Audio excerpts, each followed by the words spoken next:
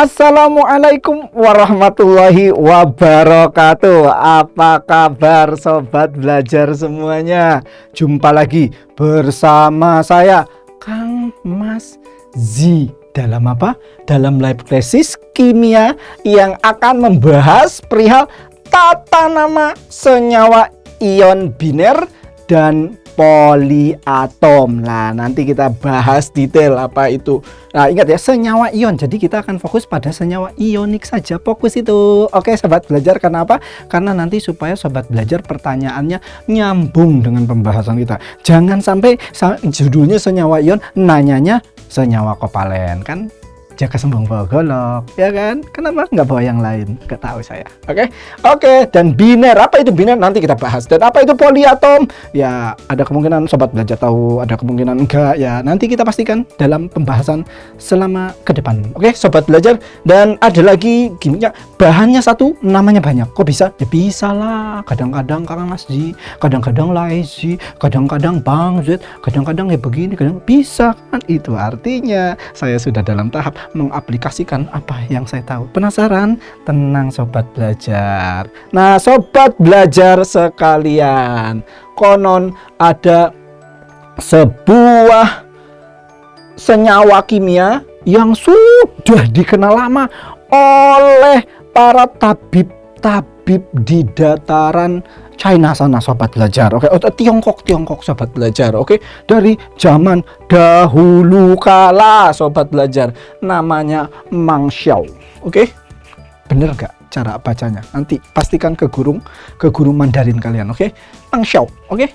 Nah, tabib sudah menggunakan Meng Xiao itu sejak dahulu kala. Untuk apa? Untuk orang yang mengalami konstipasi. Apa itu konstipasi? Susah BAB. Nah, itu kan menyiksa sobat belajar. Ya kalau baru 1 hari 2 hari, kalau sudah seminggu, iya kalau misalkan kitanya nggak makan. Nah kalau kitanya makan terus tapi nggak lancar, nggak enak sobat belajar. Masa sampahnya dibawa kemana-mana. Nah itu harus diobati karena banyak sekali gas-gas yang ya H2S, nggak bagus itu kalau banyak di dalam perut kita sobat belajar.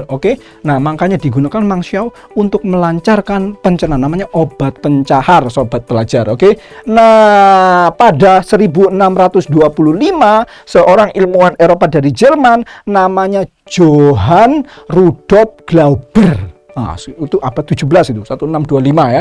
Dia juga menemukan senyawa yang sama di sebuah pemandian air panas dia.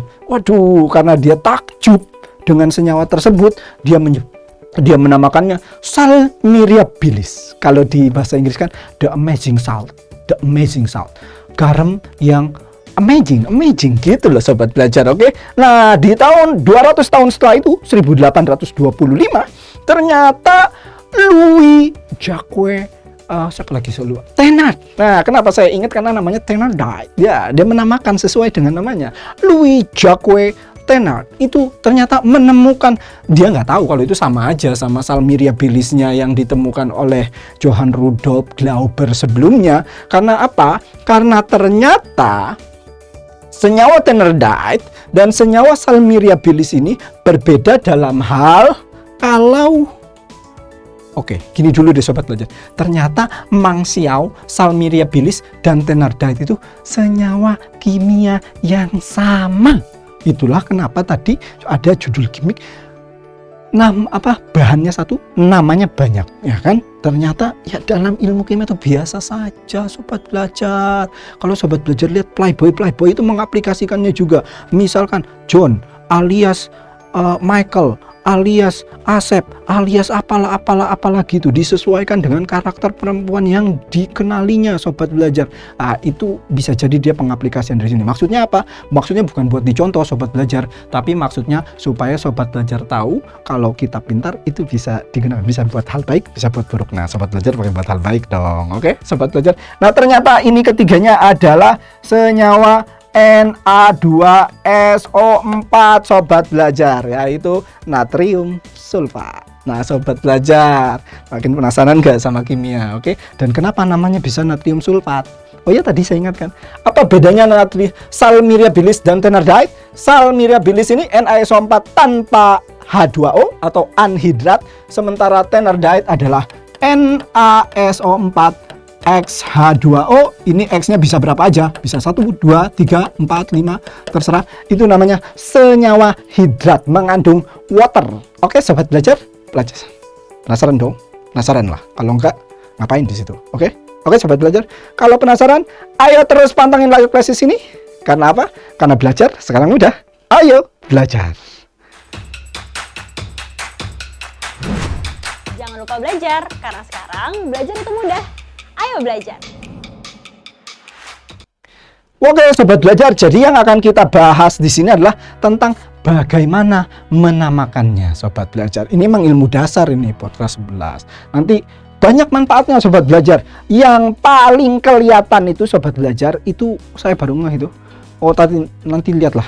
Oke. Dalam bab stoikiometri, itu biasanya ada soal cerita, sobat belajar. Dia main kasih tahu aja nama senyawanya, tapi reaksinya nggak ada.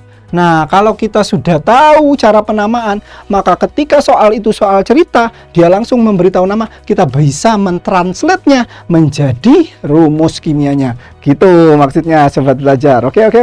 Itu target jangka pendeknya. Oke, kita lanjut ke pembahasannya.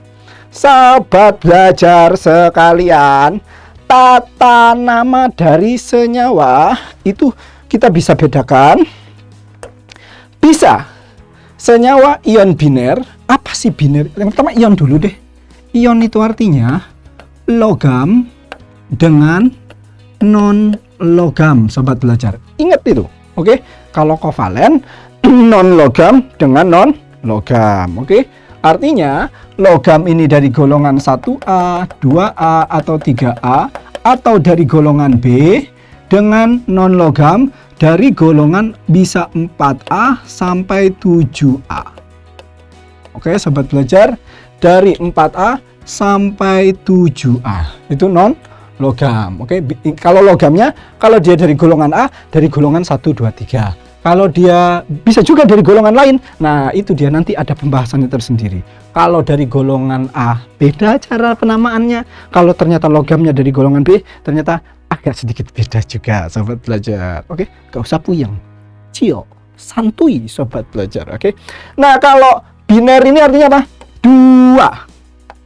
Artinya nanti melibatkan dua atom yang berbeda. Oke, biner itu dua. Oke, makanya ada istilah kalau orang komputer itu tahu binary, itu kan ada 01, 01, 01, loro. Oke, sobat belajar ya. Saya takut kelepasan ngajarin yang enggak, sobat belajar.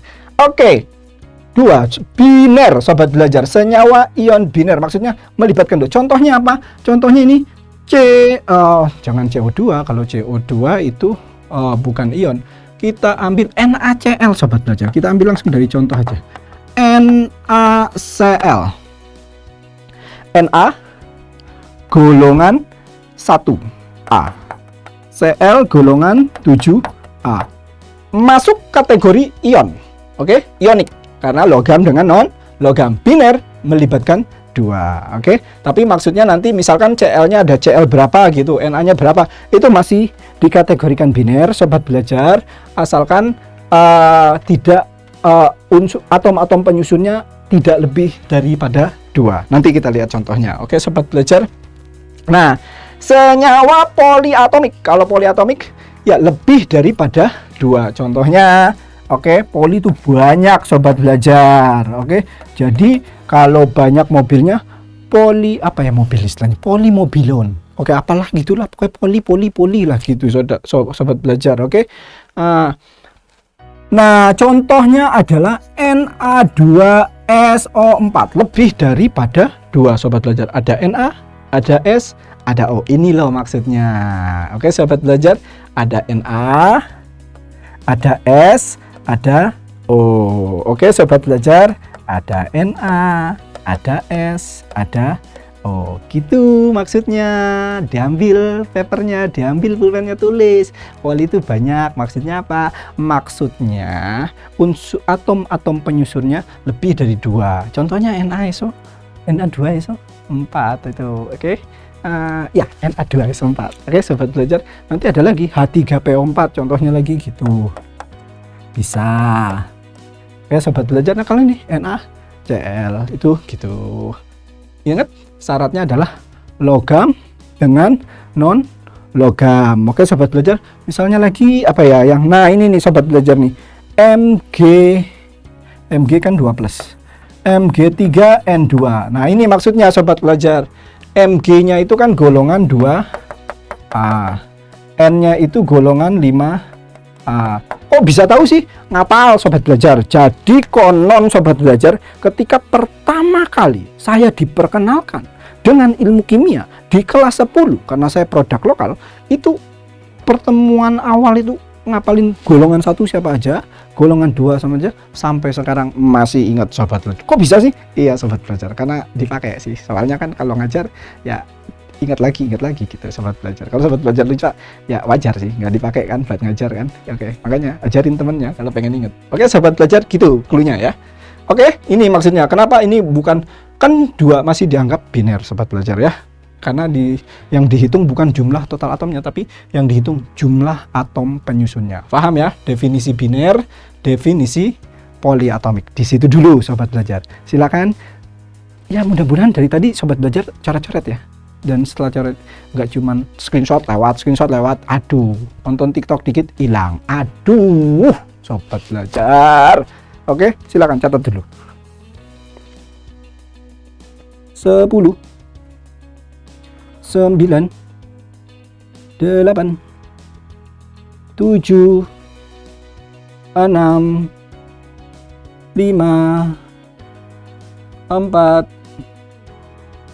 3 2 1. Oke, semoga sobat belajar paham apa itu yang dimaksud dengan senyawa ion, apa yang dimaksud dengan senyawa biner, apa yang dimaksud dengan senyawa ion biner, dan apa yang dimaksud dengan senyawa ion poliatomik. Oke, itu hanya istilah-istilah kimia saja, bisa disederhanakan dengan bahasa kita sendiri, tapi dalam hati aja. Kalau dalam mulut bolehlah pakai bahasa-bahasa keren biar kelihatan. Ya kelihatannya nggak bagus sih buat pamer. Ya wis lah, lanjut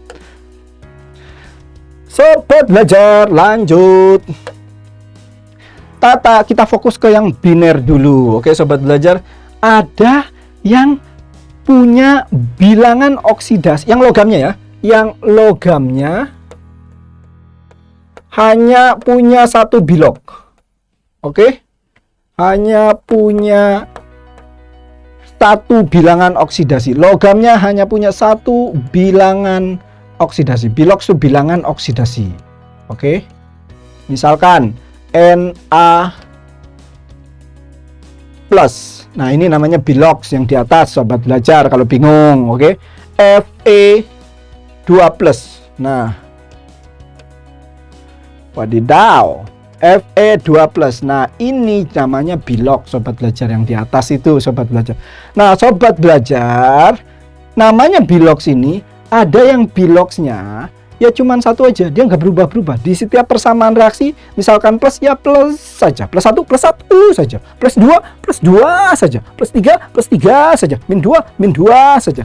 Akan tetapi sobat belajar, ada juga senyawa yang ya contohnya Fe ya, yang punya bilangan oksidasi lebih dari 1. Oke, contohnya Fe. Oke, contoh Fe itu bisa Fe2+, pero bisa juga Fe3+, very gitu loh sobat belajar maksudnya. Oke, nah sobat belajar coba cekidot, ini biasanya dari golongan B. Oke, umumnya dari golongan B. Golongan B itu di mana? Golongan B itu posisinya kalau di periodic table di antara golongan 2A dan 3A. Itu kan ada tuh tengah-tengah kan, agak banyak tuh, itu golongan B itu. Atau disebut juga dengan unsur logam transisi. Nah kan logam, ada tulisan logamnya kan, makanya dia logam. Ini berarti logamnya punya bilogs lebih dari 1. Nanti cara penamaannya beda sobat belajar. Oke, nah kalau bilogsnya 1 biasanya atau umumnya dari golongan 1A, 2A, 3A sobat belajar, kayak tadi Na golongan. Oke, Al 30, tapi bisa juga dia lebih, tapi kan umumnya sobat belajar. Oke, nah bedanya apa sobat belajar? Oke, bedanya kita ambil contoh deh, langsung aja biar enak sobat belajar. Tadi kita ambil Na, maka kita ambil NaCl. Oke, gimana namainnya? Namainnya ini adalah yang pertama, sebutkan saja natrium. Yang kedua, dari golongan non logam, ini kan logamnya kan? Ini logam, ini oke deh sobat belajar biar nggak bingung. Sabar sobat belajar. Ini kan logam, ini non logam, oke. Nah, nanti namanya menjadi natrium klorida sobat belajar, oke.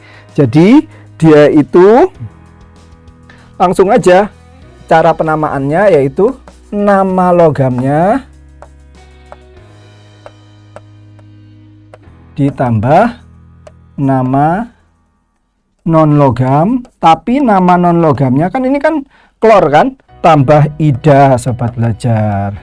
Oke, bukan berarti dia jadi perempuan. Oke sobat belajar, karena ini mengaturannya. Ikut aja sobat belajar. Paham ya sobat belajar ya? Paham dong, masa nggak paham? Oke, ayo tulis dulu sebelum ke sana. Kenapa? Karena biasanya kalau ngegas terus lupa sama ini. Jadi sebelum saya ngegas terus, tulis dulu atau minimal screenshot. Pahami baik-baik. Oh ya. Ah, saya udah tahu. Digigit lagi di kepalanya. Oke? Jangan udah tahu terus nanti lupa. Silakan sobat belajar. 5 4 3 2 1. Oke sobat belajar, belajarnya langsung dari contoh saja. Kita ini misalkan, nah ini nih unik nih sobat belajar ya. Kita ambil dari Fe. Fe kan kalau yang 2+ menikah dengan oksigen. Oksigen itu golongan NPO, golongan 6. Golongan 6 itu -2. Oke. Jadi sobat belajar, kalau sobat belajar pengen ingat cepat tuh kayak gini nih. Atau shortcut 1A, 2A, 3A, 4A, 5A, 6A, 7A. 8A enggak, 8A kan noble gas. Noble gas itu gas mulia, eksklusif dia, oke? Enggak label dia sama yang lain-lain. Jadi dia itu cenderung menyendiri sobat belajar. 1A itu cenderung biloxnya +1 sobat belajar. Ini kecenderungan ya sobat belajar ya. 2A +2, 3A +3. Nah 4A ini unik, bisa +4, bisa -4. 5A 3 minus, 2 minus, dan -1 sobat belajar. Oke? Ini juga 2+, 3+ sama lah. Oke sobat belajar ya. Oke, 1A, 2A, 3A, 4A, 5A, 6A, 7A cenderungnya gitu. Nah, karena O itu adanya di sini sama-sama dengan S, maka dia 2 minus. Nah, sobat belajar, kalau Fe 2+ nikah dengan O yang 2 minus, lah kan 2+ dengan 2 minus balance dong. Oke, aku membawa cinta sebesar 2+. Lalu yang perempuannya, aku pun memiliki cinta 2 minus. Waduh, kita udah setara dong. Oke, kalau gitu mari kita satukan cinta kita dalam sebuah ikatan suci pernikahan menjadi FeO. Karena sudah tidak perlu distabilkan lagi sobat belajar. FeO. Kenapa? Fe-nya 1, O-nya juga 1. Ingat, ini hanya menunjukkan bilangan oksidasinya, bukan berapa jumlah Fe-nya, juga bukan berapa jumlah O-nya. Jadi hati-hati. Ting, gitu kan? Ya, acara jadul itu. Yang tahu ya saya dan angkatan saya aja. Sampean cari sendirilah dari Google. Oke? Sobat belajar. Lalu gimana kalau Fe-nya 13? Kalau dengan Fe 3+ sobat belajar, dinikahkannya tetap dengan O2-. Nah, dia belum balance sobat belajar. Oke, ini sebenarnya hakikat dari cinta sobat belajar. Kalau ada yang cintanya ketinggian, yang satu cintanya kerendahan, itu bukan berarti tidak bisa dipersatukan, tetapi harus saling memahami. Ada yang menurunkan energinya, ada yang menaikkan energinya kalau memang ingin mempertahankan sebuah hubungan. Gitu loh sobat belajar. Ngerti nggak sih? Kadang-kadang saya nggak ngerti loh apa yang saya omongin. Oke, nah sobat belajar, ini sebenarnya sama aja kayak KPK. 3 plus dengan 2 minus sobat belajar. Itu KPK-nya 6 sobat belajar. KPK-nya 6, ya kan? Nah, kalau 6, 3 kali berapa supaya jadi 6? Kali loro. 2 minus supaya berapa supaya jadi 6? 3. Itu 2 dan 3 gimana? Sekali lagi sobat belajar, ada 3 plus, ada 2 minus. KPK-nya berapa sobat belajar? 6 toh. Itu loh, kalau ada 1/3 sama 1/2 ketemunya di berapa? Di 6 kan? Gitu loh. Nah, itu nanti kenapa bisa muncul 2? Karena 6 dibagi 3, 2. Kenapa? Nanti 2 kali 3 plus kan 6 plus. Oke? 3 kali 2 min 6 minus. Balance belum? Balance kan? Akhirnya mereka bisa kita persatukan dalam sebuah ikatan suci sobat belajar. Jadinya Fe2O3. Kenapa Fe-nya 2? Karena yang dilihat berjumlah atom dilihatnya dari yang angka depan. Ingat, ini tuh bilox. Ini adalah bilox atau bilangan oksidasi.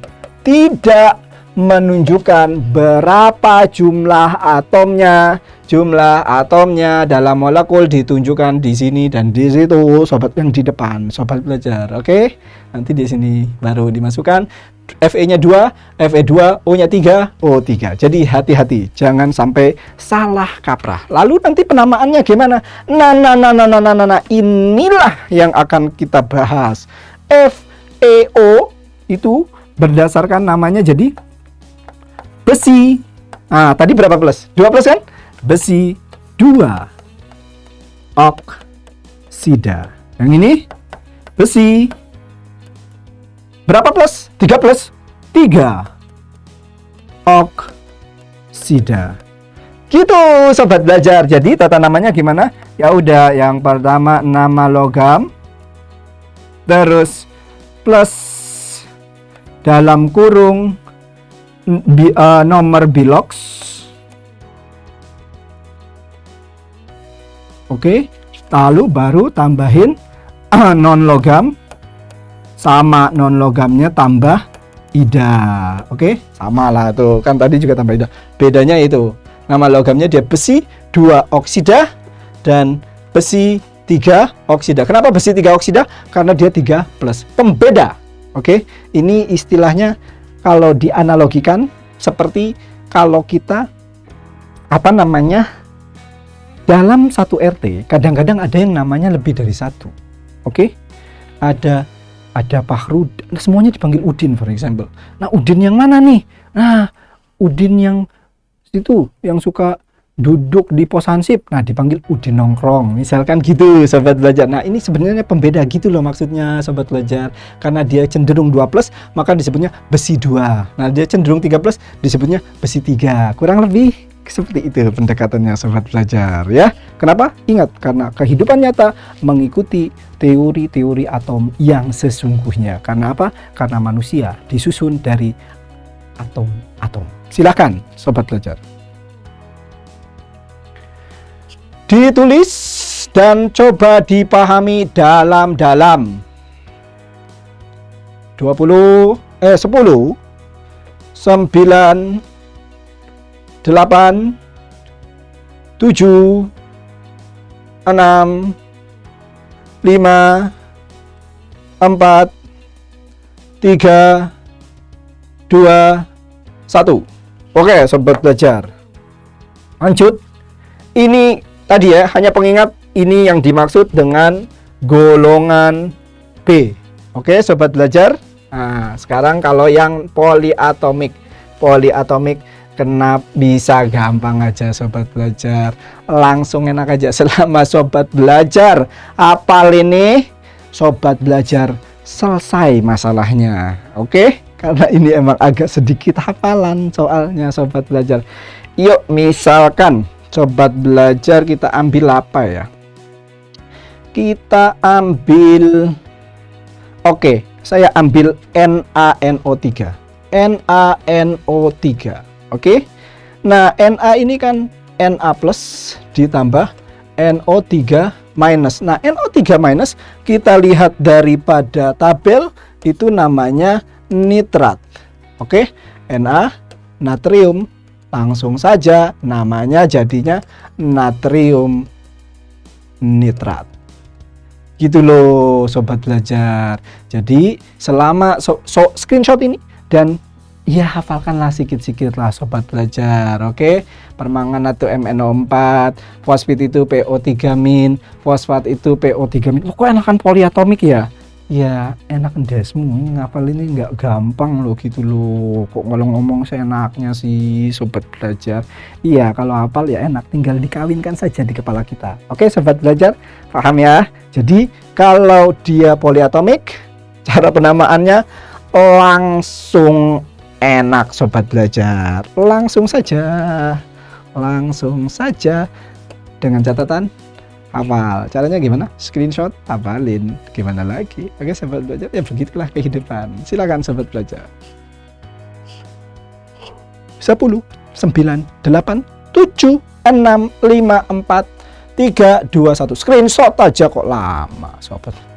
Oke sobat belajar sekalian, waktu jualah yang memisahkan kita. Dan sepertinya tadi saya lupa membuka dengan mantra-mantra tidak berguna saya. Maka pada kesempatan ini mumpung ingat, izinkan saya untuk menutup pertemuan ini dengan mantra-mantra yang sama sekali nggak ada gunanya seperti biasa. Karena apa? Ya biar asik aja. Sopo-sopo mangane loro ngakune siji, matine jadi memedi. Sopo-sopo yang ingin lebih pintar lagi, monggo gabung live class di sini. Sekian dari saya, Kang Mazi.